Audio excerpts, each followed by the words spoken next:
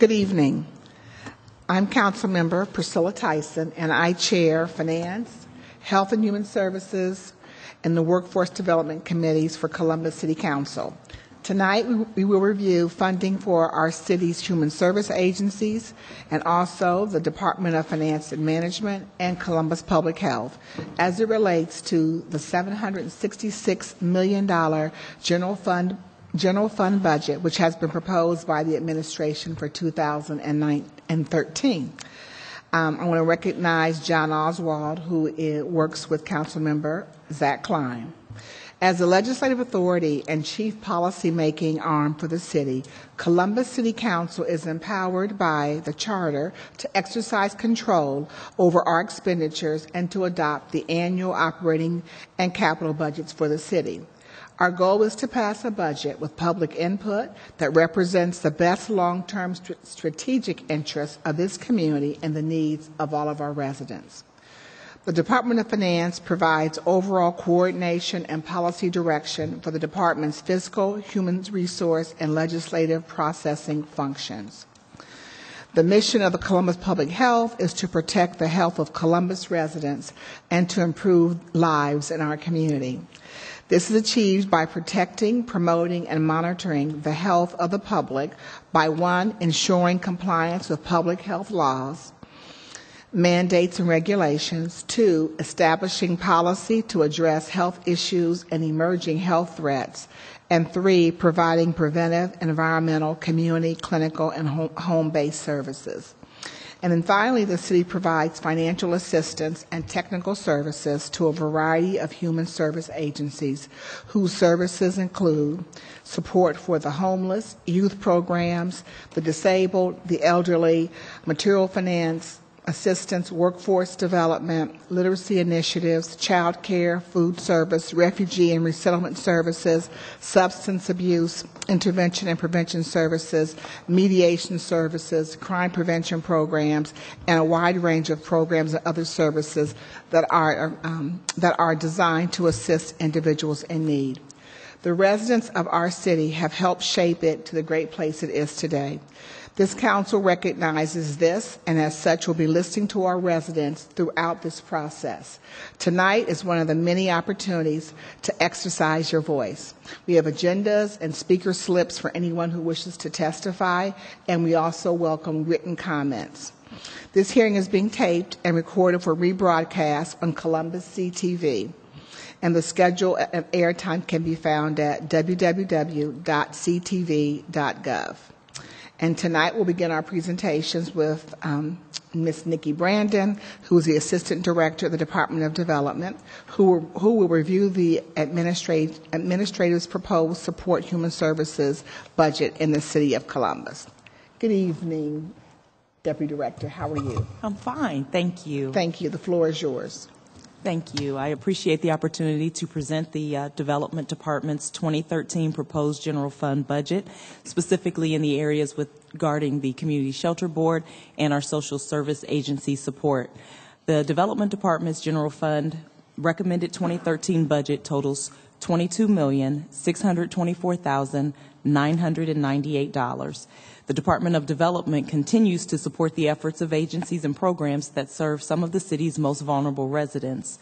The Community Shelter Board and the support for the Community Shelter Board and Rebuilding Lives program will total nearly $4 million in 2013, with the majority of the funding coming from the general fund.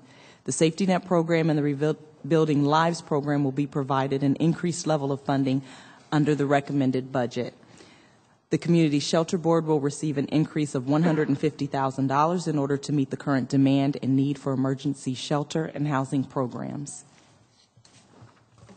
The social services, total support for social service agencies will be over $4.6 million, comprised of $3,216,517 in general fund support and nearly $1.4 in emergency human services funds.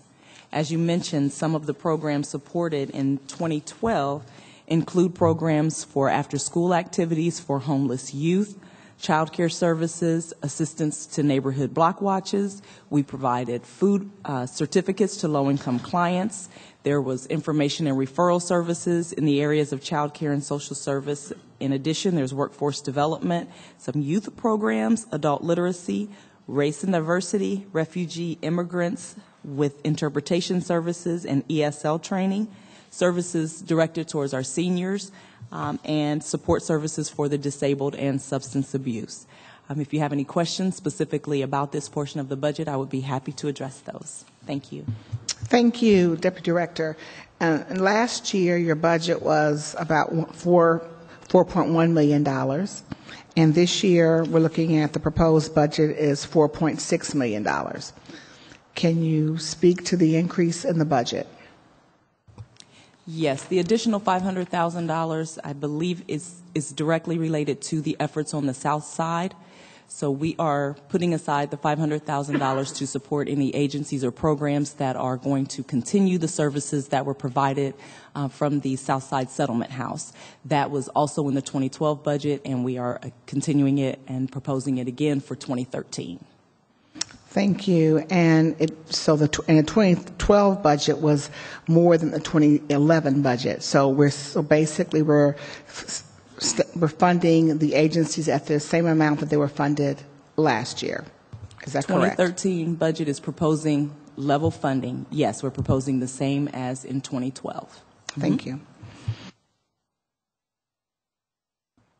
All right. Thank you. I don't have any other questions. Thank you so much. The next speaker will be Director Paul Rakowski, who will review the proposed budget for the Department of Finance. Director. Good evening, Chair Tyson.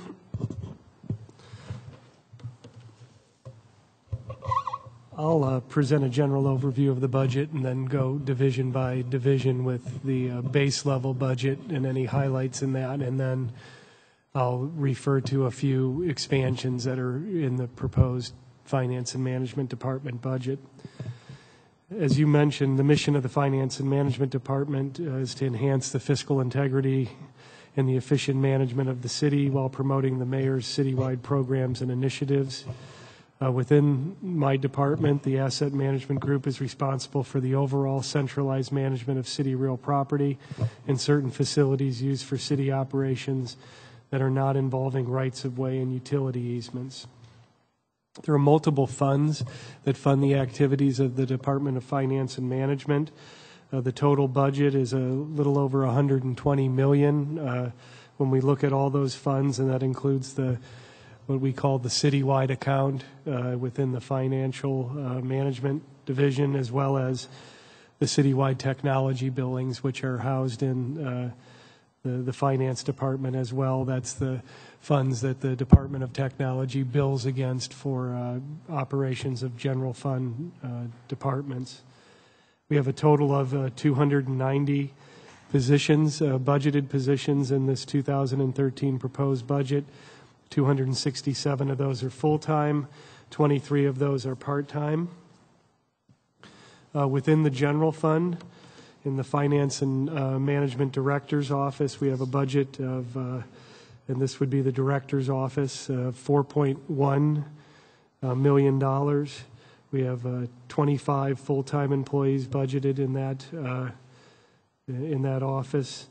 There is an increase, a fairly significant increase in that number that's due to the safety leases that we moved from the Special Income Tax Fund into the General Fund, and we'll be paying those out of the Director's Office. That's $1.3 million of that increase.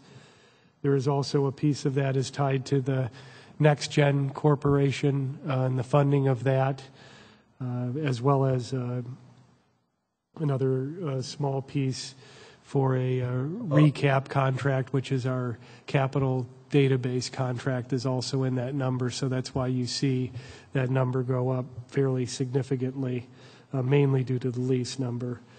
Within that budget is also the management contract for the municipal court with our contractor Paradigm. Almost $380,000 is set aside to manage the operations of the cleaning and the maintenance of the muni court building. Approved expansions within the budget is a project manager and a management analyst 2 for our construction management office. Those are going to be largely billed against capital funds, but there is a small portion of that is funded by the general fund. As I said, Next Gen Corporation, the general fund piece of that of $370,000, and then those public safety leases of a little over $1.3 million. Financial Management Division, there's 3 working units within the Financial Management Division.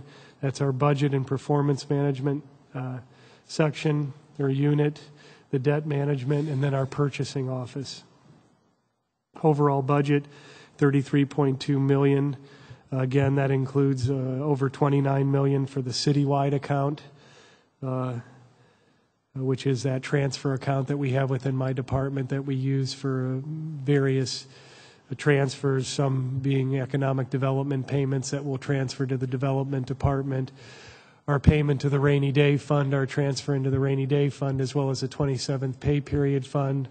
And then we also have some funds set aside for legal claims that we always keep in the citywide account as well. And then a new piece of that is $12.8 million that would be above and beyond that 33.2, which is the hotel motel money. We have transferred that distribution that used to, for Experience Columbus, that used to go through City Council. We've moved that at the request of Council, that pass through into the Finance Department. Since my budget gets inflated with all these other things from year to year, it's a little easier to explain coming out of that Finance Department budget than it is out of a budget as small as City Council's. Total of 27 full-time employees, no part-time. There is $1.3 million in that number for the public defender contract. As you know, we house that contract. We budget for that every year, then we true that up at the end of the year. It varies from year to year depending on what the formula and what funds we receive from the state. There's $120,000 in there for the citywide memberships that all departments and the mayor's office benefit from those memberships. In that citywide account, as a part of that $29 million, again a little over $10 million for the rainy day fund. Economic development incentive payments of a little over $14 million, $2.1 million for the 27th pay period transfer, a little over $2 million for legal claims. There is also the $500,000 for the mayor's education effort, as well as again, I mentioned that education, the $500,000 for the education effort. Somewhat, I guess we call them expansions, is the hotel motel tax. That's really not an expansion, but those funds are transferred from City Council's budget. That's $12.8 million. There is also some social service pilot dollars that are within that budget as well that will be distributed to our social service agencies. Facilities management, obviously this is the largest general fund division within our department. It's responsible for all the preventive maintenance, repair, replacement, and the general upkeep of our city facilities. Almost $17 million in general fund money budgeted for the facilities management division, 75 full-time, 21 part-time employees for a total of 96 employees overall. We do assume a 4% vacancy credit within those numbers. There's $7.2 million budgeted for utility payments in the budget. We set aside a couple $100,000 in what we call emergency funds, so that when we run into instances where there's a breakdown of a piece of equipment or a plumbing issue or some other issue occurs within a city building, we're able to address that quickly. A couple of approved expansions tied to the new opening in the spring here of the 120 building, which I will tell you has been readdressed. It's 77 North Front will be the official address of the building. 2 full-time custodial workers and 4 part-time custodial workers to address the needs in the new building.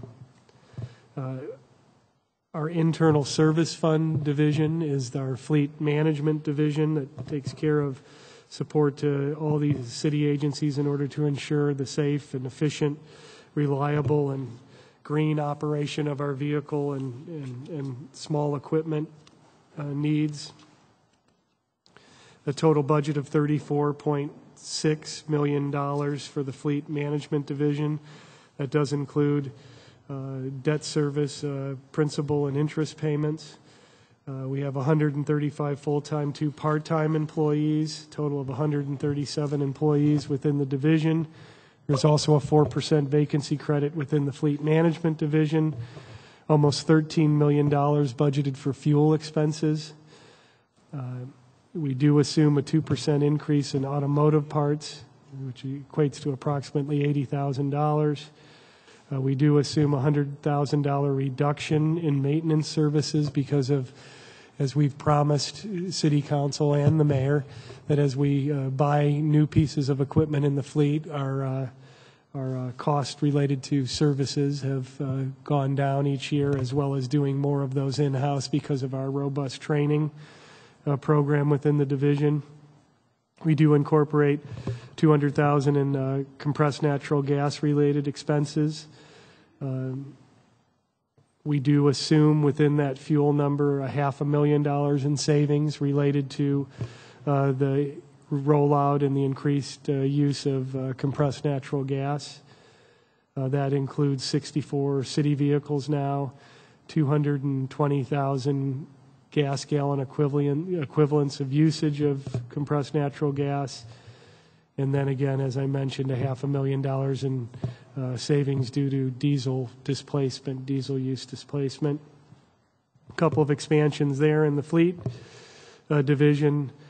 2 full-time plant maintenance mechanics. They'll be responsible not only for the maintenance of the CNG station, and we're planning 2 more stations as well, but also fuel tanks throughout the city. We've taken that on, is to manage all the fuel tanks that are out there, regardless of the department or division that they're located in, as well as all the generators, because as you know, we've had some weather issues over the past few years where the use of generators and the need for generators and their reliable operation has been very important.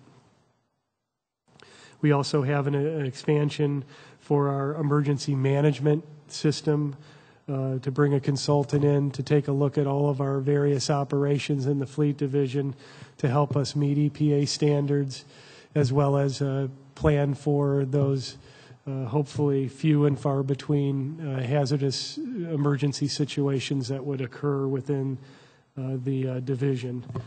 We do also have an internal service fund that's small for our print and mail operations, and we support the city's mail operation and print shop. We bill that to other city departments. The cost of those, the grand total of which is $1.5 million. That funds 5 employees. The bulk, obviously, of those expenses are for the operation of the print shop and supplies for the print shop, as well as postage that we pay for city mail. We have a $1.4 million in our property management fund. This is largely related to the Jerry Hammond Center and the operation of the Jerry Hammond Center, and the fact that we have outside partners that we charge rent to help support the operations of that building. There are no employees associated with that. We have a management contract to manage the operations of the Hammond Center. That contract is a little under $1 million. It's $922,000. We do have lease revenue, as I said, that funds this operation from COWIC, about $731,000, and then from our Department of Technology, $519,000. We have a property insurance fund. It's not very exciting. It's boiler and property insurance that we, with the risk management company of Arthur Gallagher Risk Management Service. It's how we pay for, it's the brokerage, and we pay for our insurance coverage. It's also aviation insurance for the city's helicopter fleet. That's $386,500. I mentioned the expansions that we have within the budget and those transfers, but I have gone over those. So if that's the end of my presentation. If you have any questions, I know you did have some questions. I tried to answer those along the way. If there's any that I haven't, I'm more than happy to answer those. Thank you, Director Rakowski. I also want to let our listening and viewing audience know that Councilmember Michelle Mills has joined the hearing, and we're happy that she's here this evening. Yes, I think you did answer most of the questions, but I just want to just go over a couple things that are in your budget. I know that we've been working with a memorandum of understanding with Steve Campbell, with our other regions to try to help us to reduce costs and work in partnership with other regions. Could you talk a little bit about that?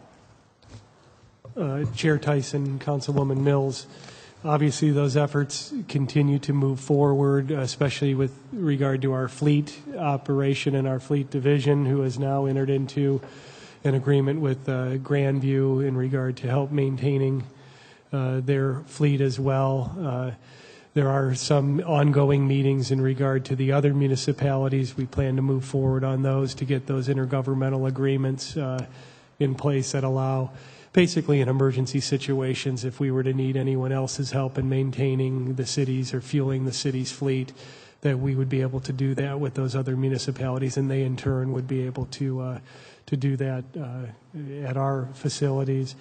In regard to the maintenance activities, it's in those specialized services in regard to heavy fire equipment that we can provide, I think, the best services to our partners out there that do those under contract, whereas we're able to do a lot of those maintenance services for heavier equipment within our own division. And then, of course, there's an economic development piece of that Steve Campbell's been working on. That's a little bit in regard to jobs and some of those things. That's been a little bit tougher nut to crack because everybody, as we are, is fighting for every job out there. But the anti-poaching agreements that we've entered into, we've gotten agreement with many of the jurisdictions. We're still working with a couple of those. And then, of course, part of what we're looking at in regard to the education component of the mayor's initiative there is going to be dealing with obviously all sectors and all areas of the city in regard to a partnership with the obviously the Board of Education. So there's a lot still going on. There's still a lot of work to do, and we will keep you abreast of those efforts. Thank you. And during your presentation, you just gave us the new address of our old police headquarters, and I know it's going to be opening hopefully in March. Is that correct? That's correct. And can you talk about the services that are going to be offered out of the new building?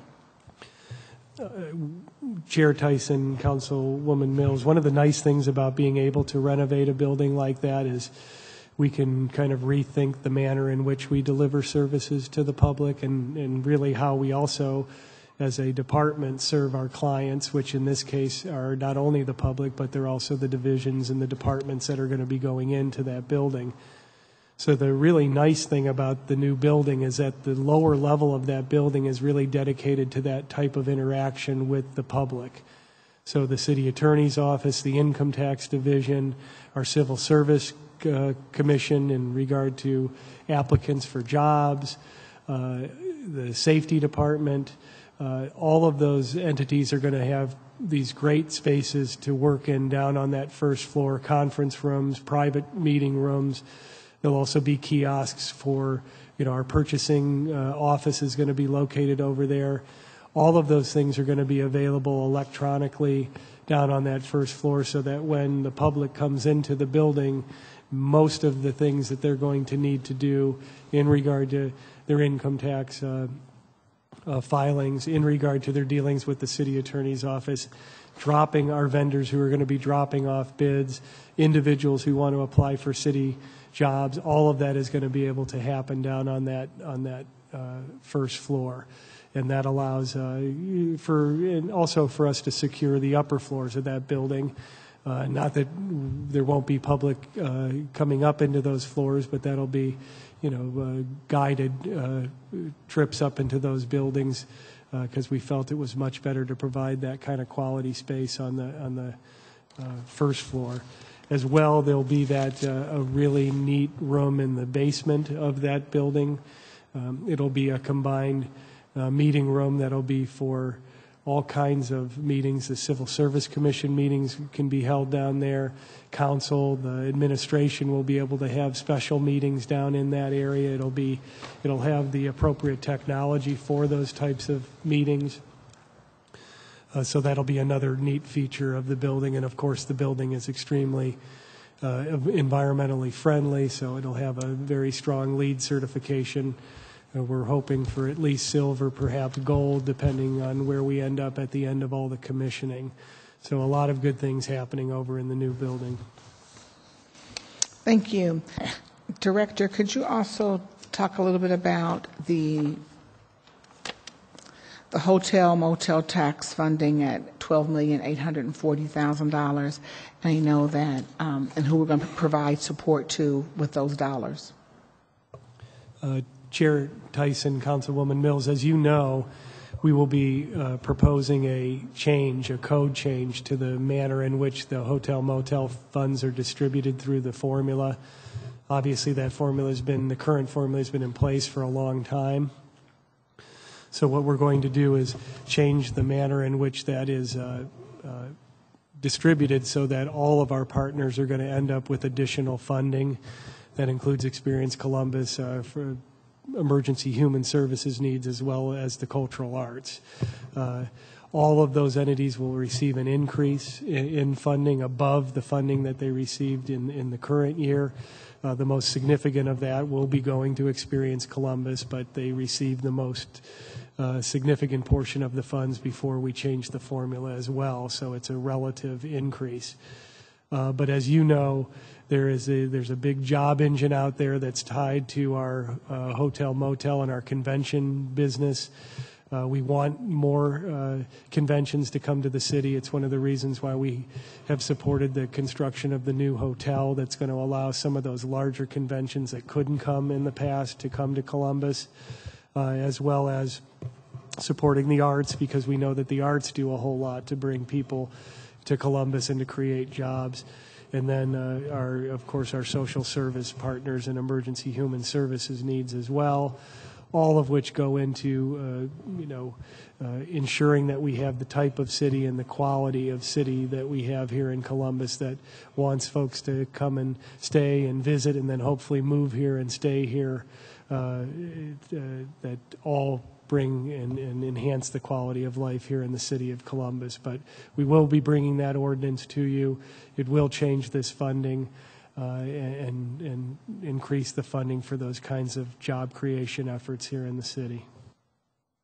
Thank you, Director. And I just want to say that I'm pleased that we certainly are increasing, hopefully we'll be increasing the funding for the hotel motel bed tax, and certainly in support of the Experience Columbus and recognizing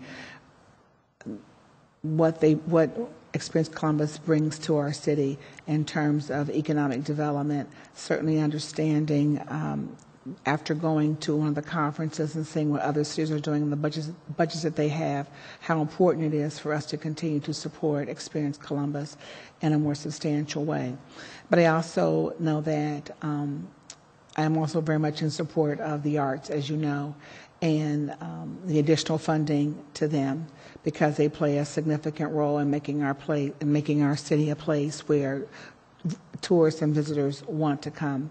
And then lastly, certainly in support of our social service agencies, because they play a significant role in taking care of the residents that we currently have within our community and making sure that their needs are met.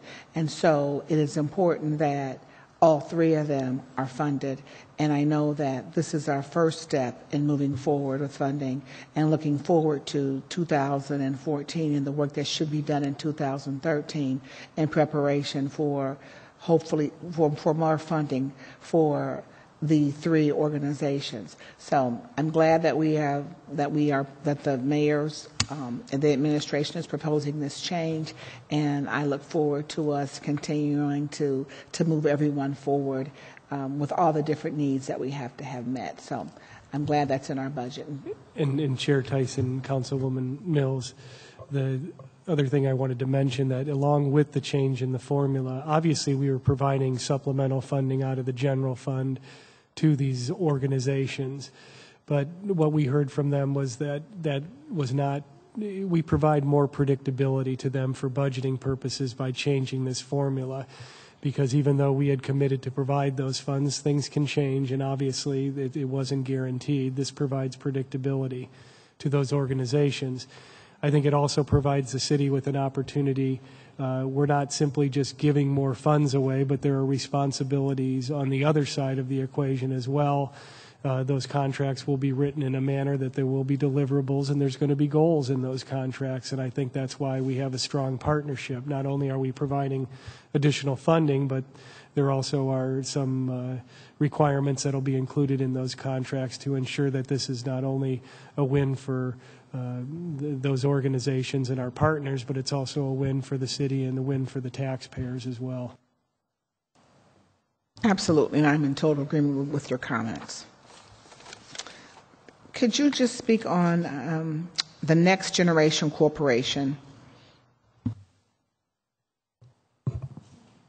Chair Tyson, Councilwoman Mills, this is the mayor's new revitalization effort, really to focus on more inner city neighborhoods that perhaps have been neglected, that are more difficult to get outside partners to come into and to redevelop and drive economic development in those areas. The funding that we have this year is really startup funding. It's $500,000 between the community development block grant budget as well as the general fund budget. It's really to pay for some personnel, someone to head up this organization, and a couple of support staff, as well as some, office supplies, supplies and services that are needed in any modern office. There also is a capital component to this that we'll talk about when we get into our capital budget that we'll need to have funded, that will be really the dollars that drive these redevelopment efforts. We've had some of these opportunities in the past where we did have some organizations that we had dedicated to this. That wasn't always as successful as we want it to be. We believe we've learned from some of the lessons and the experience, and we think we can do it much better this time around. So we're asking for your support to really focus these efforts in those parts of the city that are a little bit more difficult to get that kind of investment in, to draw in outside and private investment into those areas and do it in a way that fits the city's plans and our design for those areas. Really, I think starting in that focused area of Franklinton and that area that we've kind of begun a much more focused effort on. Thank you, Director. I appreciate the administration's role in that area, because certainly there's been significant dollars that we've invested in these communities, but there's still so much more work to be done. And I know the Department of Development, and looking forward to making that happen. And I'm glad that the administration has that in our budget. Another area that I just want to ask you about is in the area of neighborhoods, and I know that this is something I think is probably near and dear to Councilmember Mills, is that we certainly have been talk about how we assist the Division of Police with the neighborhood safety cameras, and are we looking to put more cameras into the budget for 2013? I wish that Chair Tyson and Councilwoman Mills, I wish that Dan Giangardella, Deputy Director, was here, because I know that's his baby. I know he has existing funding for cameras that right now that they're studying the best places to put that existing funding, but I'm sure that we are going to be continuing this operation and be something that, again, we'll talk about, since we use capital dollars to fund those operations to put the cameras up. I will tell you that, as you know, we have a center here in that we've been using to monitor those cameras. There'll be a bigger discussion, I think, in the future. As you know, we purchased a new site across from our fleet facility at Groves Road. We've been talking about a consolidated call center on that site, as well as some of the other warehousing functions. I think as a part of that, we probably should be talking about a larger presence in regard to perhaps an area to monitor some of this activity and do the cameras as well, since we continue to expand that. I don't know that I have enough room in the basement to put up many more screens down in the basement of City Hall, so I'm more than happy to look at a better place to do that. But it's been a great start. It's been very successful, and we look forward to doing whatever my department can do to keep that effort moving forward. Thank you. And the last question is just around the safety leases, that just talk about why we've moved them out of, I think they were in the CSIT or in the capital budget, to now they're now moved to the general fund. Chair Tyson, Councilwoman Mills, during the depths of the worst times that we had over the last decade, and there were really two of those cycles of recession that we went through, one much worse than the other, but both of them very trying. There were many what I would call rules of budgeting that we probably pushed in order to keep operations moving forward, and those were just necessities at that time. And we moved, in some cases, we moved things that we were historically funding out of the general fund into other funds. When they were items that we just could not cut. Obviously, we cut and cut and cut over that course of time. We laid off employees. We attrited many positions over the course of that time, but then we also moved expenses where we could out of the general fund into other funds. One of those things that we did was to move leases over into our special income tax fund. Obviously, any expense that we take out of, and we do that to this day, we have tipping fees and other things that we pay out of the special income tax fund, but all of those cash expenses out of the fund take away from our capital capacity. We are now seeing some growth and some health and stability in the general fund, and as such, I'm pressing as the finance director to move some of those expenses back into the general fund where they technically and rightfully belong. And a first step in the general fund was the safety leases. I also feel comfortable doing that because as we develop our warehouse over on Groves Road, one of those large leases is going to go away, and that is the lease that we have for the fire warehouse. We're just about ready to open the doors on our new property room. That's another lease that we have that we're paying to the utilities department that we will no longer have to pay. So even though these are budgeted in the general fund, they're also going to be reduced over the course of time.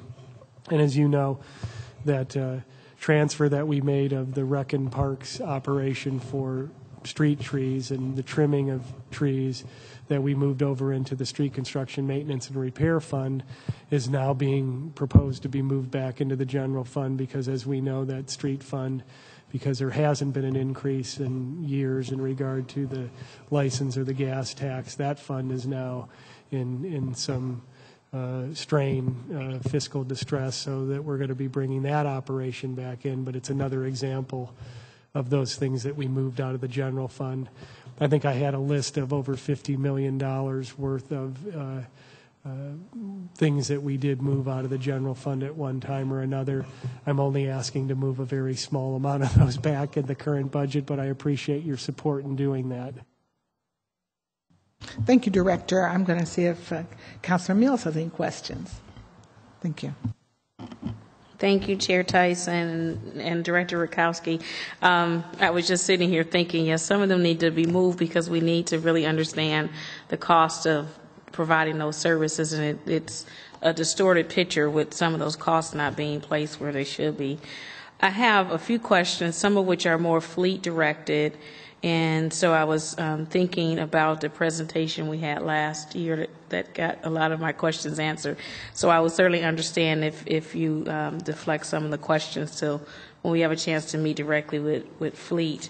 One of my questions is, there is indication that we will take some data in terms of our energy usage to make different changes in terms of how much we use facilities and gain some savings there. Is that a software? And is there any implementation cost related to realizing any more efficiencies there? Councilmember Mills and Chair Tyson, we have in place now, there is no new cost associated with the software to look at our facilities.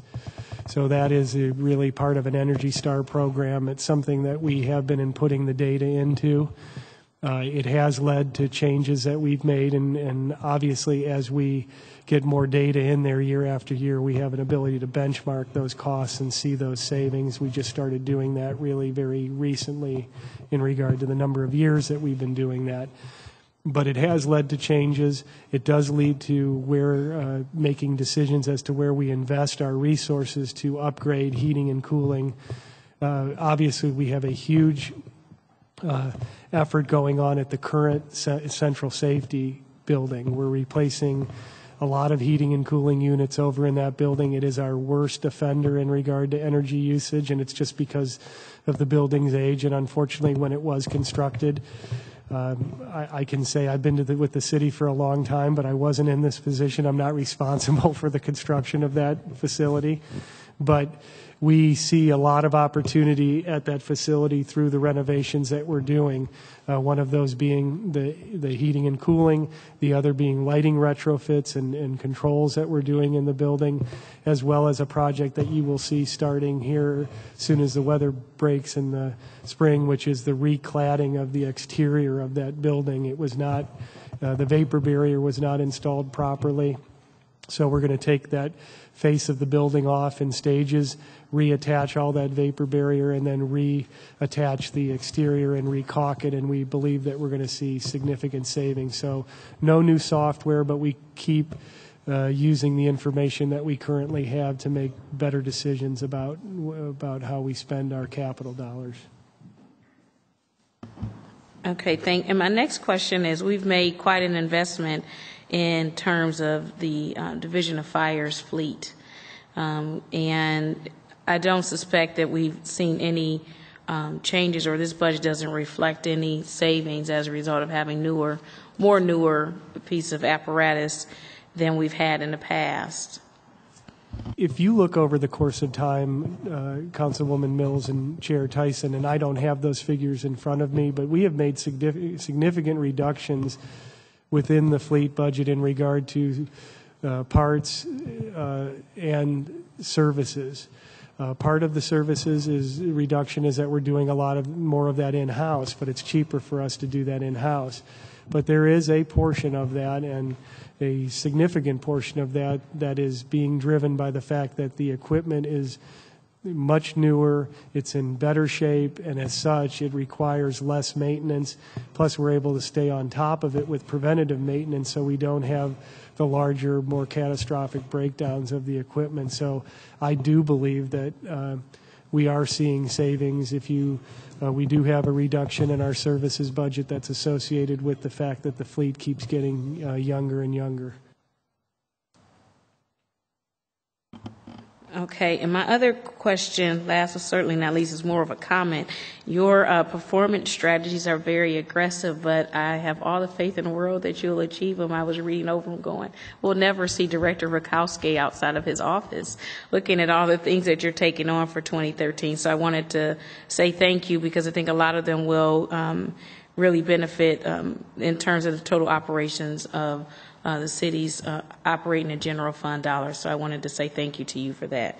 And that's all I have. And if I could just say a thank you to Council and to Chair Tyson and you, Councilwoman Mills, because success begets a lot of new responsibilities, and it's because of the support of the mayor and the strong support of Chair Tyson and City Council that we have been successful in a lot of what we've been able to do, especially in regard to fleet and the CNG and that conversion. So if it wasn't for your support, we wouldn't have been able to have success. And when you have success, then you get new things to do to hopefully be successful with. So we'll be looking for your continued support, but we do appreciate, obviously, all the support you've given us over the years.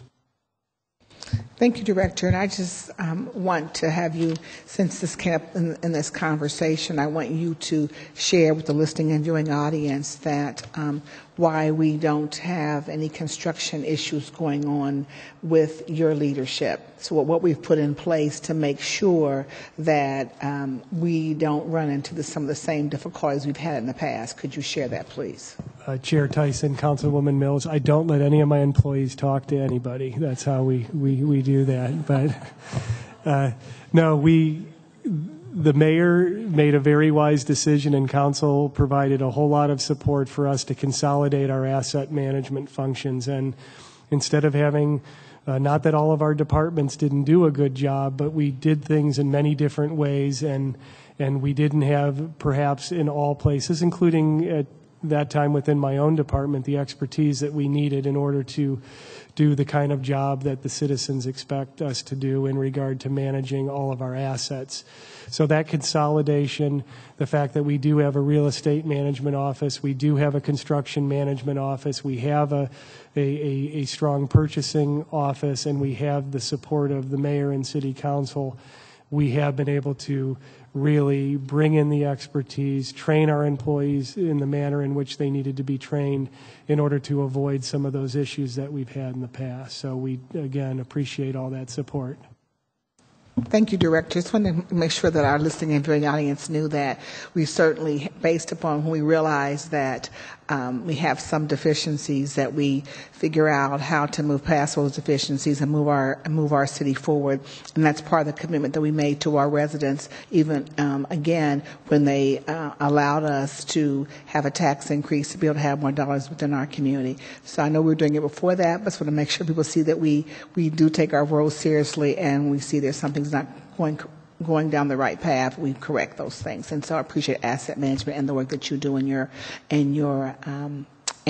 your staff members, because you worked really hard not only on the budget for your own department, but working with all the other directors within the city to put this budget together. And I truly appreciate your work and your team's work on the budget and the budget process. So thank you so very much. Thank you. We will now move to the Health Department, to Public Health, and Dr. Teresa Long will be making the presentation. Good evening, Dr. Long. Good evening. That was quite a love fest for my friend, Director Paul Rakowski. So, but we have a love fest for you too. So we're just waiting for your presentation. So, really, for all the departments here, I mean, obviously, Deputy Director Brandon, we certainly love human services, and so please, it's not just about Director Rakowski, but Director Long. We would not be able to do any of the work in our community without health, public health. So the floor is yours. Thank you very much. And good evening again, Finance Committee Chair Tyson, Council Member Mills, and of course, colleagues. Thank you for the opportunity to highlight the Columbus Public Health's proposed 2013 budget. As you know, our Columbus Public Health team has worked hard to keep the community healthy and safe during the many outbreaks and health challenges faced by our residents in 2012. From the largest Shigella outbreak in the last decade to recent serious outbreaks of norovirus, pertussis, and influenza. Let me just stop on that for a moment. It is not too late. We have just been doing lots of interviews. In fact, we have a very early year for influenza, lots of hospitalizations already. So if people have not had their flu protection, young or old, now is the time to absolutely do it. Before the holidays, before you travel, please, please protect yourself, protect your loved ones. So again, influenza, we're very concerned about all the hospitalizations that are already occurring. And then let's not forget that there's the ongoing pandemic of obesity. And again, we're working very hard in this area, and in many areas, we know we're having an impact in public health. I believe our ability to improve lives and protect health in our community is, of course, now more important than ever and remains our number one priority. The public health system is critical for the safety of our community. In fact, the health of our business community, our school systems, our healthcare delivery systems, government entities, and yes, indeed, our residents all depend on it.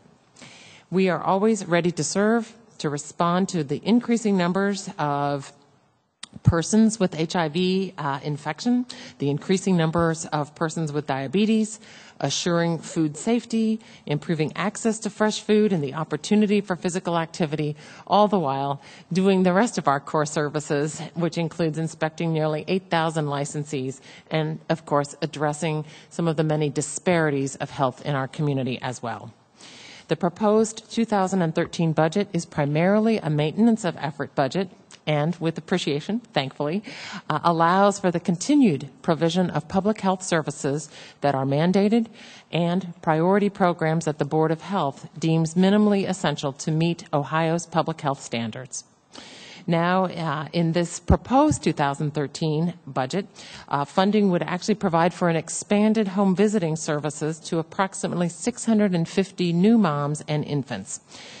It's clearly an important aspect of our work to address the high infant mortality rates in our community. And yes, there will need to be more, much more, to address this, and perhaps Councilwoman Mills may have some questions. But our budget prioritizes and proposes maintenance in the clinical programming area, such as sexual health, immunizations, prenatal care, and our primary care service partners and our contract with the Columbus Neighborhood Health Centers. CNHC will receive stable funding at the 2012 level of $4,929,260. Access Health Columbus will receive continued and stable funding. And also this year, we will invest $25,000 in community gardens. There are some increased funds for translation services. An additional $25,000 are being placed in this area for service contracts that will lift us to $165,000 in the translation service area. We hope that's sufficient. I would also note, Councilman Tyson and Councilmember Mills and your colleagues, that it appears that the specific budget pages for Columbus Public Health, and it may be true throughout the budget, appear to show that there are significant staffing changes, both up and down. And indeed, this is simply a result of both some organizational restructuring at Columbus Public Health. So we have moved people to be in the right places. Also, it is really also reflects how the finance department and how we all put the budget together. So what I wanted to assure you is that there are no significant changes in function. There are no staffing level changes in our programs. The only net change in our budget, in the proposed budget, is the addition of one public health nurse to do the home visiting that I referred to a moment ago in the area of our maternal and child health home visiting. I would be very happy to either ask Roger Clorn, our Assistant Health Commissioner for Administration, if you would like him to go over line by line with your staff at a later date. We'd be happy to explain the ups and the downs. But again, I just wanted to reassure you there are no major changes in our programming, nor in our staffing levels. So in summary, your investment in the infrastructure and public health protection and safety means many things for public health, especially our ability to meet the needs of our community. We will continue to operate with high efficiency and effectiveness, and as always, we do appreciate the support and the guidance of City Council, both through this process and all year long. I'd be happy to respond to any questions. Thank you, Dr. Long. There are a couple of questions that I want to, have you talk a little bit more about. Just under your Healthy Neighborhoods initiative, we've talked a lot about ways of curtailing obesity, and so that we can make some meaningful impacts on these negative health outcomes associated with overweight and obesity. And I've been inspired by the public response and national acclaim we have gotten with the Take Care Down There campaign regarding sexual health.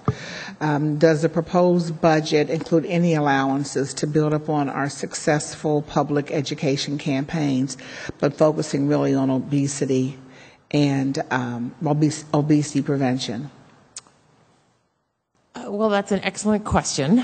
We just got notified today that actually that campaign you referred to has now become both a national model and is being sent out across the country, and actually the state of Ohio is using that to spread throughout the state. So, again, we'd love to talk more about Take Care Down There. With respect to healthy neighborhoods and really the challenge of obesity, and it is a challenge, there's no doubt about it. It really is about all of us, and it will take, I think, a campaign, a major campaign. It will also probably take some more effort than that. Just let me remind you and ground us all that just the most recent data we have, 2010, shows that over a third of us in Franklin County adults are obese. 66% of us are overweight already or obese. And of course our children. And that's really where we also are concerned, because that lets us know what we're going to be dealing with as a community, that indeed 29% of our Columbus City school children as kindergartners are already overweight, 38% of third graders and 47% of fifth graders are already overweight or obese. So again, this will have a huge impact on our community, both an impact on our productivity and our well-being. It will have just whether it's diabetes, we could focus on that as what is one of the results of this pandemic, and the impact both youth and adults. So, indeed, we're very concerned about it. We do think it will take a partnership effort to address this. We are very interested. We have had some success, as you know, with the efforts that we have had to try and address overweight and obesity. There are community coalitions, but we think there is an opportunity clearly to turn up the volume, so to speak, on this and create a Columbus Obesity Prevention Partnership. We think there is a role for city leadership in that. There are a couple of areas that we try and boil it down to some simple areas where we know there is some work going on, but again, it needs to be expanded and likely to take on both some bold and strategic initiatives that both the city could lead, or actually partners may take on leadership roles. But it will take some clear coordination, and probably I would group those into the categories of, building physical activity, the Get Active component, another around eating well and healthy nutrition, and then finally around building our community so everyone has the opportunity to live active and have that active lifestyle or active living choice be the easy choice, the opportunity choice. And your mention of a media campaign, I really believe that a media campaign, hopefully with partners, would actually pull it all together. And I don't have any snazzy line yet to think about that yet, but we would be very interested in trying to build this strategic partnership. I think it will take city resource, but we also, I think, would be hoping that other partners may commit some resource to this as well. Thank you, Dr. Long, and I certainly look forward to having additional conversations around this. And certainly there are, working with recreation parks, working with outside entities to be able to begin to have discussions and have programs to move so that we can move the number downward, not continue to go upward with our children, our adults, because it's a long-term cost that we're going to have to pay for, and we want people to be able to live healthy lives and be able to move forward in their lives. So I look forward to having that discussion. Similarly, you just mentioned that you won getting an award, or the campaign's been going to use the name Take Care Down There, which certainly is important, and I think it's catchy and people can understand what that means. But I am very much concerned, and we've had this conversation about the significant increase of especially young people with HIV/AIDS and sexually transmitted diseases, and very concerned. We're looking at ages of 13 years old and up, and just wanting to figure out what we need to, how can we address this issue within our community? Well, it's a sobering topic, of course. And indeed, I know that we have spoken, I apologize, Council Chair Tyson and Councilmember Mills. We've actually had some conversations about this. The sad part of the news I'm going to share is that we're about to receive, or we expect to receive, official notice. We've already been informed that we will receive an additional $3.5 or $4 million to this community, to Columbus Public Health, to provide for care for persons with HIV and AIDS. And this is because we have reached a new threshold of having a very high level of HIV and AIDS. And as I've shared, I'm very concerned that there is still so little that goes on. There is some, but so little that goes on around trying to reach in an expanded way to try and prevent the number of young people, especially with risky behaviors from getting sexually transmitted infections and, of course, HIV. And so, indeed, one of our colleagues has been coordinating a coalition that has recently come together to try and address the youth prevention issues, risk reduction and prevention issues in our community. And coming from that group, frankly, I appreciate your asking, they are asking us to take the lead in bringing an evidence-based model of an intervention that we could train people to use in our recreation centers. The Urban League is a part of this.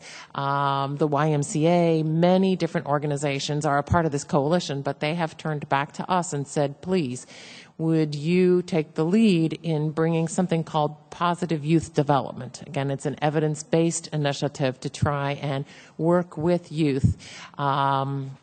We'd also hope to work in the schools if they will allow us in. They're part of our group, but indeed, we think there's plenty to be done even in other settings.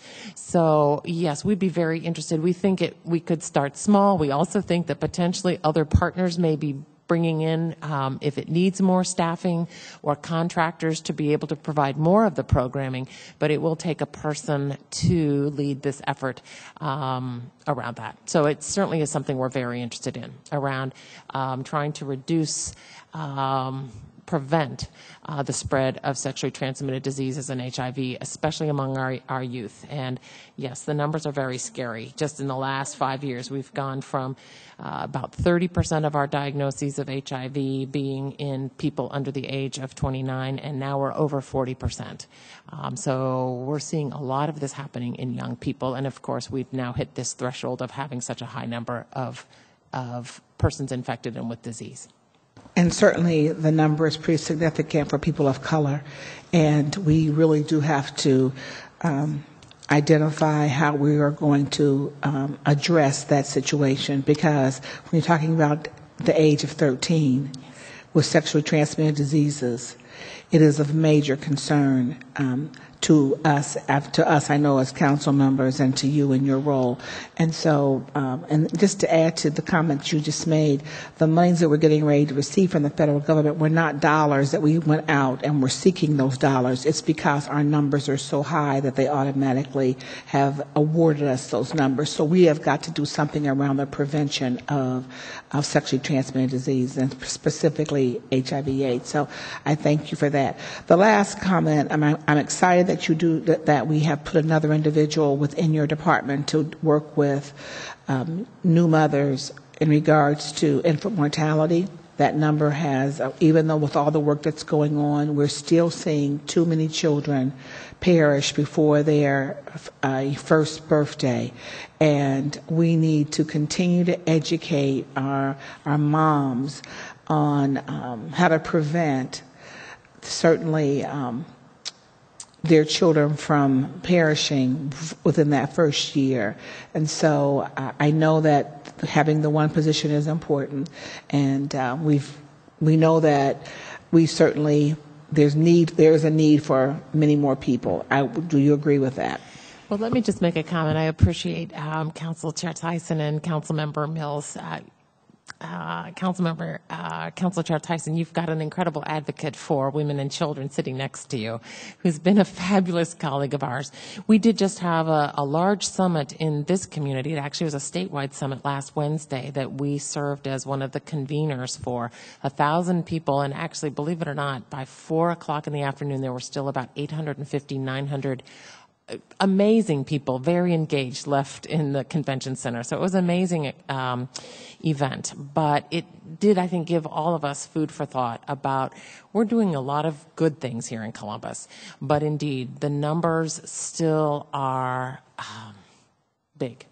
And the disparity is huge and stabs me, and I hope, well, I don't hope everyone gets stabbed in the heart. It stabs me in the heart. And I think there are things, and actually I will be meeting next week with a group of collaborators saying, okay, so let's really think, how can we be smarter about this? And one that you mentioned around home visiting. I've just gone back and looked at the numbers. What would it take for this community to have every mother, at least every first-time mother, have a home visit? And frankly, it wouldn't take much more. We appreciate through this budget process, we will get an additional nurse to provide home visits. But between the system, it wouldn't take much more to be able to offer every mom a home visit. So it's one of my personal goals to try and figure out how I can do this and we can do this with our partners in this city, because there are others, our hospitals, our clear partners. So hopefully we can get to some of that. So I don't bring anything forward except to say, too many babies are dying before their first birthday in our community. And yes, the racial disparity is great. And frankly, it's also a disparity that reflects on the poverty issues in our community. Thank you, Dr. Long. Councilman Mills, do you have questions for Dr. Long? Dr. Long, I will allow you to make a choice on if you want me to run down my list of questions and then you answer, or take them one at a time. I don't know. How long's the list? It's not too bad. Yeah, well, you can give it a try, and let's see. All right. I may have to go back and ask you again. Okay. So one of my questions is sort of a segue to, as you probably already anticipated, my questions related to the home health and the nurse visits to address infant mortality. I just wanted to find out if there was any thought or plans to target for new moms, particularly where disparities exist for African American moms. Will there be any specific groups of which the additional help will target? That's the first question. Okay. The second question is in terms of the Healthy Start funds and our continued engagement with that to help address infant mortality and its continuation and or increase or other opportunities at the federal level related to this number, as we've been at this for some time. Is there any other avenues of which there's increased evidence? I know that there was some talk about connecting the word epidemic to this in terms of how it relates to certain neighborhoods, areas, and census tracts and the like. Those are my first two questions. I'll stop here and then come back to the others. Great. So I think I've got those. So with respect to the home visiting, actually we do already target, though we get all first-time moms referred to us who are delivering at OSU Hospital, and then we work with Ohio Health Hospitals as well, so Grant and Riverside, though the majority of the moms referred to us come from Grant as opposed to from Riverside.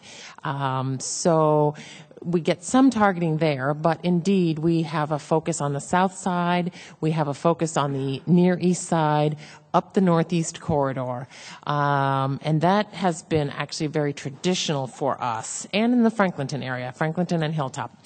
Now, let me continue on, because we actually do have somewhat of a blended program with our Healthy Start, or as we call it here, Caring for Two. So indeed, those funds are very focused, again, on the high-risk neighborhoods, and in specific looking at issues around racial disparity and infant mortality. So again, we are focused there on the Near East side, up the Northeast corridor, but we also do blend into the Near South and to Franklinton. So we have use those same sort of strategies to, again, try and serve those who are at greatest risk. We also do get referrals, obviously, from FCCS. We do have 2 nurses who work at FCCS as well, so if there are parents and others who are recognizing them, and clearly our social workers, and then all of our staff who are out in other standpoints, if they feel that there's a woman at risk, we clearly would jump in, as does WIC. I mean, WIC acts as an early warning system. Let me just speak about the Healthy Start funds, because we're very concerned. We're not quite sure what the fiscal cliff is going to mean for any of us. But indeed, we have been a recipient of direct federal funding for our Healthy Start project. We received a bit ago, oh gosh, I'm turning to Roger, probably 2 months ago, a very odd correspondence, not from Healthy Start or HRSA, but from a coalition of the Healthy Start grantees saying that we could be, all of us, at risk for losing up to 50% of funds in the coming fiscal year, which is a great surprise to us. So we have been working very closely to try and understand this. Actually, Senator Brown and Senator Portman's office are aware of this. Senator Brown's office has sent direct letters to Secretary Sebelius, as well as to the head of the Office of Management and Budget, to again try and help us understand that. We think that could be devastating for our work. We hope it's not true. We don't really understand it, though, and again, I'm not sure if you were at the summit, but Michael Liu, Dr. Liu, is the new head of the Maternal and Child Health Bureau at HRSA, and he has said he is interested in rethinking Healthy Start, calling it Strong Start, doing some other things. So whether this means it's going to be a new application process, we don't know. We just don't know. So again, we appreciate, our federal delegation getting involved. They understand we've banded together with Cleveland. They are the only other Healthy Start grantee in the state. We certainly hope it doesn't mean the fiscal cliff would be bad enough at 8.2%, but 50% could be more. That would be, we think it would be devastating to the programming here in Columbus. Thank you. I won't ask the Omri question. You can tell me the answer to the Omri funds later if we can. Those are stable. Okay, that's good to know. Yeah, we have not heard anything about those. Okay, all right, sounds good. You mentioned that CNHC in this proposed budget is at stable funding. I think I asked this question at the last hearing related to the change in the number, and then I probably will need the sort of the walkthrough of the personnel changes. I noticed in the minority health there is slated previously 2 FTEs, and I see a 5 there, and I'm not sure what those up and down changes. So I'm going to hold those questions as you offer the walkthrough and how the changes with the personnel would happen, so that I don't keep everybody longer asking the questions that I noticed in the changes in the personnel. I did want to know if there were any particular reasons for the increase or the need in terms of translation services that you're seeing, and if you could share some successes about the community gardens from last year since it's back. I imagine that it had some successes that I would love to hear more about. And I think my last question, you answered the federal grant question already. I had another one somewhere. I'm sorry. Bear with me. I'm thumbing through my pages where I wrote down all of. Oh, yeah. So any movement in terms of the statewide legislation related to school nutrition? And then my other question, I think you answered that the allocation was federal dollars that we'll receive in terms of AIDS and HIV prevention. And my last question, during the education briefings that we had at the council and the mayor held, there was quite a bit of conversation about the health of the children in Columbus City schools, and you mentioned about future partnerships, and just wanted to hear if you could share any of that, and does any of that have a fiscal impact as we see here for 2013? And I think that's all of them. Whew. Excellent. Well, Council Chair Tyson, Councilman Mills, just remind me if I don't hit all of these. I'm going to speak to the CNHC numbers, but on the walkthrough, I was actually suggesting that we would do that offline and actually go through. So if you'd like to have one of your colleagues sit in when we go through with whether it's Carl and Kelly and Adam, et cetera, we'd be happy to do that. But let me speak to CNHC because I know that's of great interest. The Columbus Neighborhood Health Centers, I used a number that is actually not the number, I apologize, in the budget document. We have a primary care contract with them, and that primary care contract is what I was referring to as stable. It's $4,929,260. There is an additional $100,000 that we are contracting with them. That brings them to the total here of $5,029,260. That actually is for a specific project we're very excited about called a Bridge Care Project. And it actually is something that's taken us a while to get it going. It actually will begin to see its first patients on Thursday. But indeed, we will be moving people who are being seen in our clinical services. Again, we are not a primary care site, but persons who need and want a primary care home, we will actually have on site a nurse practitioner from CNHC. We'll be providing a health navigator, and they will become patients of CNHC, have their first visit right at our place, and then they will move back to be an ongoing patient in a primary care medical home at one of the 5 CNHC locations. So we're very excited about that. So that's the first one. With respect to the others, would that be acceptable to you to walk through them and just let us know who you'd like us to follow up with? Because there are lots of ups and downs. Lots. If you could follow with Annie Marsico, who's just behind me, I believe. I saw her. That'd be great. Thank you, Sure. Dr. Long. I appreciate it. On community gardens, it's a fabulous success story. And again, hats off to your council colleagues and leadership from Priscilla Tyson. We actually, the $25,000 did get expanded a little bit last year. We managed to draw in some additional funds from the county commissioners. So all told, there was a lot of resource that went to the community gardens. We did partner with the Growing to Green program coming out of the Franklin Park Conservatory. We also had lots of volunteers. But what it all meant was that there were numerous grants made at the neighborhood level to gardening groups, to groups that hadn't really thought about gardening and decided they wanted to get into the business. Some of them actually had amazing harvests.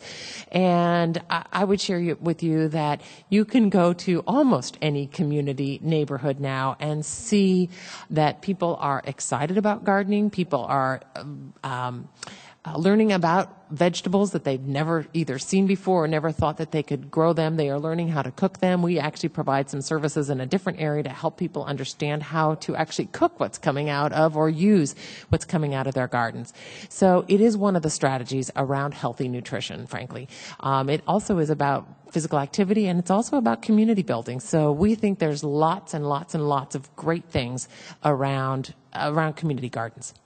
So thanks for asking. And of course, we'd love to grow it. We understand there are some cities that are creating urban farms, so who knows. But this really has been a fabulous thing, I think, for our community. Your question about the school nutrition bill.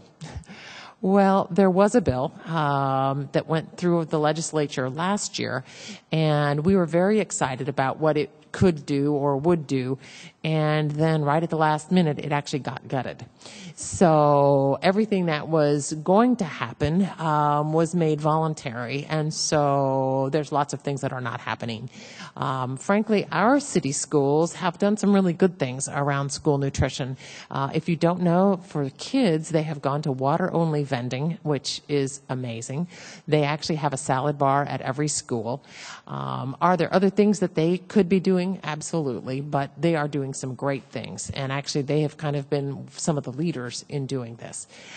So there is more. I have not heard about a new nutrition bill. I mean, frankly, it comes down to there's a lot of interest, a lot of will on the part of legislators, but when the pushback comes from the schools about what it's going to cost, it's very difficult to put it over the goal line. So I have not heard about that. I'm not sure if this legislature will take that up again.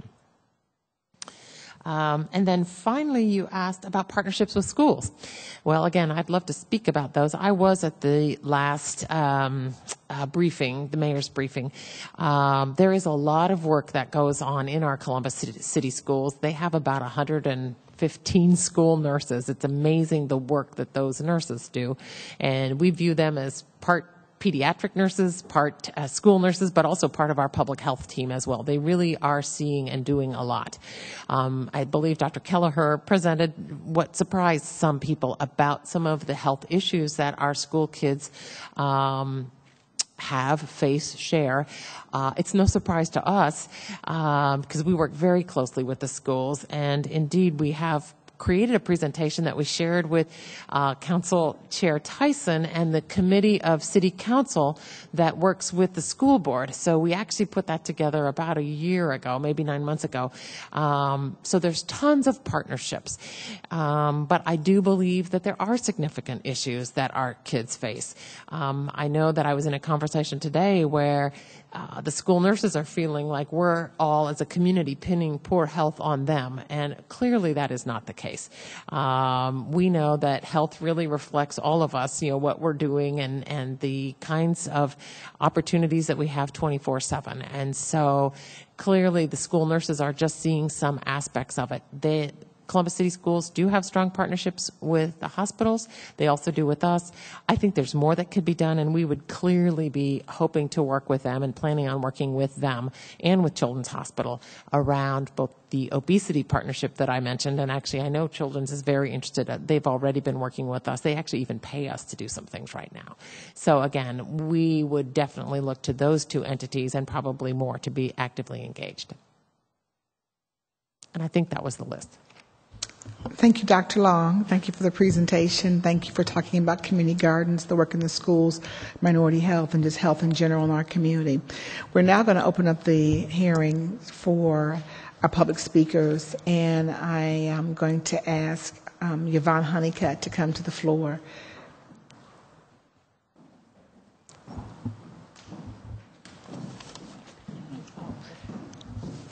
Good evening. Thank you, Chairwoman Tyson, Councilwoman Mills, and your staff, Carl, Kelly, and Adam. Thank you once again for the opportunity to speak before you as the Executive Director of the Human Service Chamber of Franklin County. It is my honor to present on behalf of our growing association of human service agencies providing a full spectrum of programs for more than 200,000 residents and families ranging from child care, food, health care, housing, people with developmental disabilities, and those needing workforce training. During the previous Health and Human Service Committee hearing in September, you heard from many of our members and expressed our appreciation to City Council for your continued support and partnership in building a vibrant future for Columbus.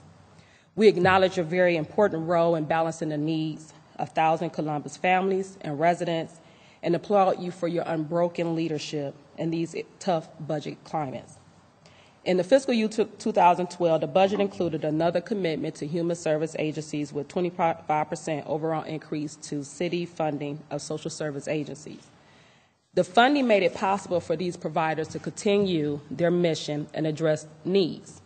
So last year, Mayor Coleman and President Ginther created the Funding Review Advisory Committee to study the current, future, and potential non-tax revenue and the way the city funds economic development, human services, cultural arts, and promotion of travel and tourism. And as you are already aware, we are very pleased that after 12 months, the mayor has included an increase up to $18 million for human service needs, and through a reallocation of bed tax, many of our social service agencies will receive an additional $360,000 for 2013. So not only does the recommendation demonstrate collective advocacy efforts of the aforementioned sectors, but it also shows the city's vision of improving the quality of life for families. Now, as we continue to embrace growth and we struggle a little bit with those different areas, we know that the demand continues for services of our members, and they're very broad reaching: prevention, emergency and basic needs, education, housing and homelessness, health, safety, employment, neighborhood, and so on and so forth. Furthermore, we remain very watchful of the ensuing challenges connected with the Penn National Gaming Facility, also known as the Hollywood Casino. After just 6 weeks of opening, we've heard from the Columbus Dispatch, even as recent as yesterday, in the article Crime Jumps Around Casino, regarding some areas of increase in robberies, thefts, and things like that.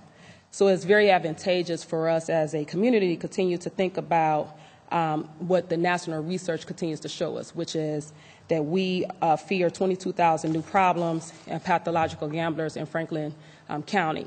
One of the things that we reported and we asked that we continue to consider is some earmarked dollars that will be germane to the type of services that we provide in looking at these increased social ills that is brought on by some of these other areas.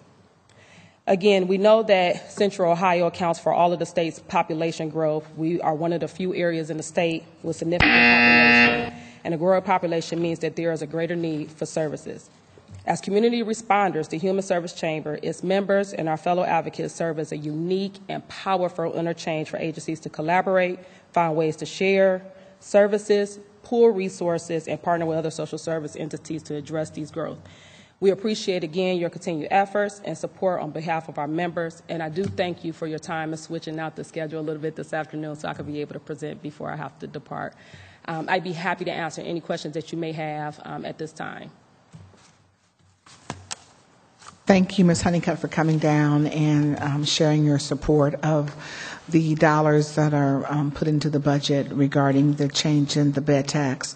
And I also certainly heard your comments regarding earmarking funds based upon the needs that we may have in our community based upon opening the new casino. So I heard your comments. I thank you for coming down and just appreciate your advocacy on behalf of all the human service agencies in our community and the needs that they're meeting in our community. And it's greatly appreciated. Thank you, Councilwoman Tyson. Councilwoman Mills, thank you. Have a good evening. Thank you. The next speaker will be Michelle Ward. Good evening.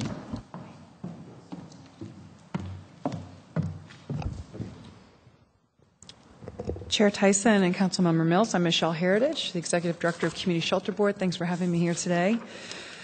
I did have a handout. I only have pictures, but in the very back of it, you will see the written comments. On page 2 of the handout that I provided is a visual representation of our crisis response system currently in place for single adults. And the red X's and the arrows indicate lost funding where the federal stimulus program ended last summer. And this funding environment and the lack of sustainability of the current system is what spurred us to develop something better for single adults. We're using a change lab model. This is a process designed to generate the collective insight needed to solve complex social problems. And about a year ago, we brought together some national thought leaders, key community stakeholders, partner agency CEOs to determine the best path forward for our single adults. And we held a 2-day retreat. And a strategy team was formed to develop a model framework for this new system. And Erica Clark-Jones is a member of that strategy team. And the purpose of the new model is to provide single adults with an effective, efficient, and timely trajectory focusing on housing and stabilization.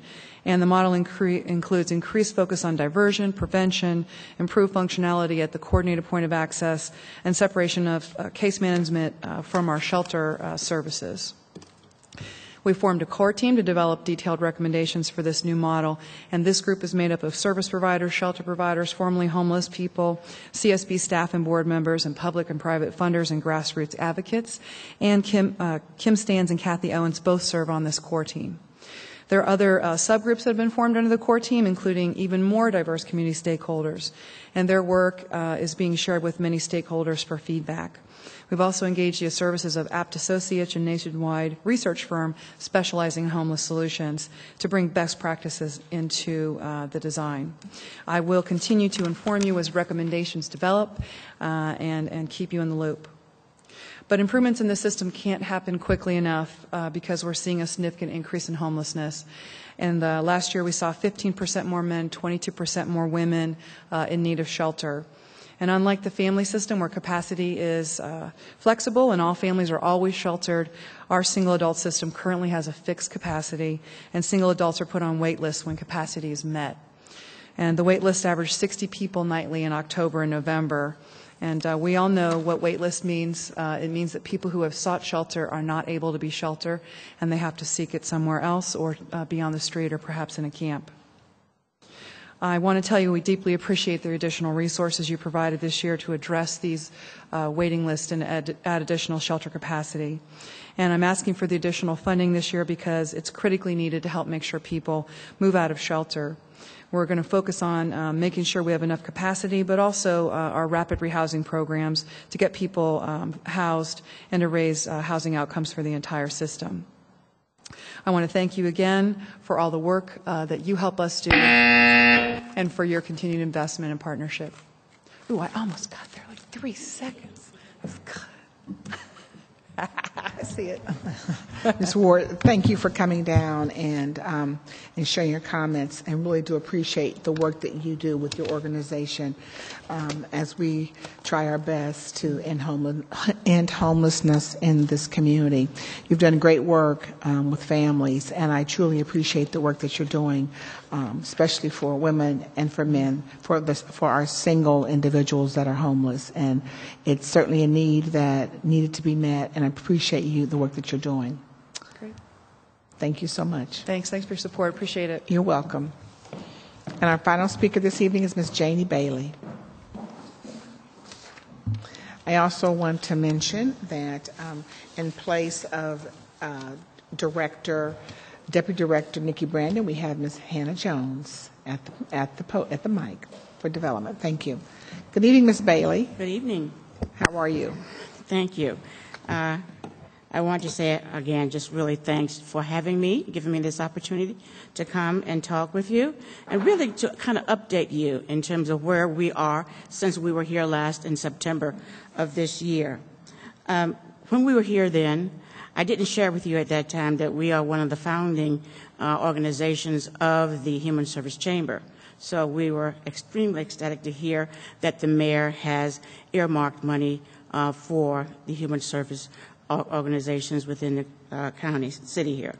We are also proud to say that since then we have acquired another one of the larger organizations in our community, and we are partnered through a merger process with Project Linden. We are now operating that organization, which will allow us more opportunity to advance services to people residing in the Linden area. As you probably know, the Project Linden primarily provided prevention services, wherein we not only provide prevention service, but we are really well known for our treatment with mental health, as well as alcohol and other drug services. So with that combination, we feel that we'll be able to add additional services to that area of our city. We are also letting you know that we have been able to increase the number of families and children in that area. Last year, Project Linden provided nearly 1,200 services to 1,200 youth and families and adults, and combined with us, we provided as a whole more than 2,000 services to residents within Franklin County. But with this merger, we feel that we will be able to at least increase that by 10%, if not more. So we're really looking forward to that. And basically, that is what I wanted to share with you tonight. And I know I'm well within my time frame. Yes? Well, you still have time left. Yes, I do. So if you have any questions you want to ask of me, please feel free. I'm here. Thank you. I don't have any questions. All right. Thank you. Ms. Bailey, but I just want to say thank you for that partnership and collaboration. Those are always very important, especially not only with our nonprofits, but with all of the arts organizations, all the organizations of having those collaborations. Mm-hmm. I'm excited that you'll be having your services in that community, especially around alcohol and mental health. Mm-hmm. We certainly know that there's a demand for those services within our community, and just appreciative that you're offering those services. They mean so much to our community, and for me personally, I truly do care a lot about those areas, and I know we need more services to meet the demand in our community. And in schools too, as we just heard, so we do provide services to children while they're in school. Well, and I thank you for that, and also that you'll be able to increase your numbers by about 10%, which is which if they're saying 1,200, so it's 120 more people that will receive those services. So At least. Right. thank you, and thank you for the work that you're here representing the Human Service Chamber, and thank you for your work. All right, thank you. You're absolutely welcome. Thank you. Ms. Bailey was our last speaker, and so I want to thank everyone that came down this evening and participated in the hearing, in our 2013 budget hearing for Human Services, for Finance, and for Human Services, Finance, and Health. Thank you, Public Health. I'm looking at Director Long. So again, thank you to Deputy Director Nikki Brandon and Hannah Jones, as well as Paul Rakowski, Dr. Long, and my team of people, Kelly Arthur Hikes, Kate McSweeney, Brian Clark, Adam Levy, Carl Williams, and CTV for making this hearing a success. And again, I want to thank each of my council members who are participating. Really want to thank Councilor Mills for being here and asking those wonderful questions, those very pointed questions to each of your areas. She's saying she's reading the budget, so that's very, very important. So we're glad that Councilor Mills was here this evening. And finally, I want to thank each of the people in our community who really are the reasons why we are here in these roles. We just really thank the community for allowing us to be here to serve you, and all of us, everyone that presented, and the council members that are here, and the council members who aren't here this evening.